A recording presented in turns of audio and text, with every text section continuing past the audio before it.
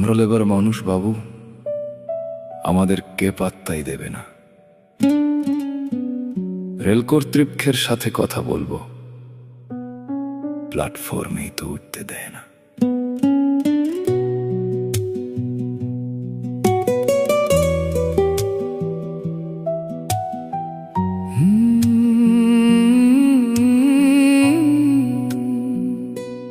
দোকানে দোকানে ঘুরে আমি যে চা সাপ্লাই দিই,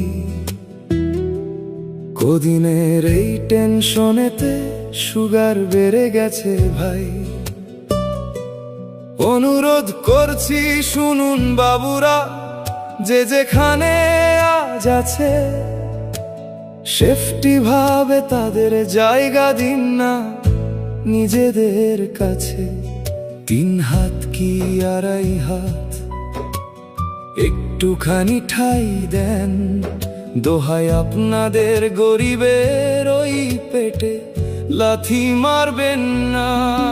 একটু ব্যবস্থা অন্তত হোক, যাতে দোকানটা লাগাতে পারি, ব্যবসা করে দিন শেষে আবার চলে যাব বাড়ি। ঘুমটি আমাদের লাগবে না বাবু, কোনো পাকা ছাদ চাই না, একটু দাঁড়িয়ে রুটি রুজির সুযোগ কেন পাবো না?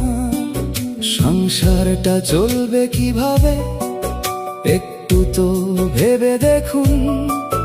আইনের নামে গরিবের ঘরে আগুন কেন জ্বালান?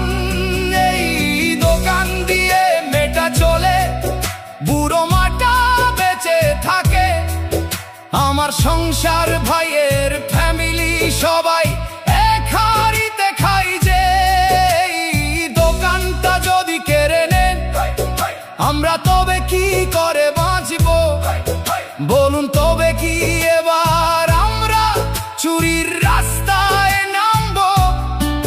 চুরি ছামরারি ছাড়া তো আর কোনো রাস্তা খোলা নাই, কাজের কোনো ভালো জায়গা এই সমাজে কোথায় পাই?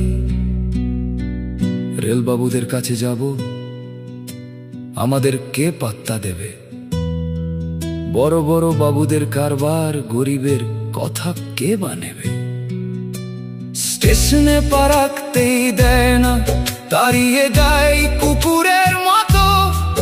ভোটের সময় তো হাত জোর করে নিতে আস্তে গো মতো। কাদের ভোট দিয়ে গদিতে আনলাম বলো হে আমায় বলো?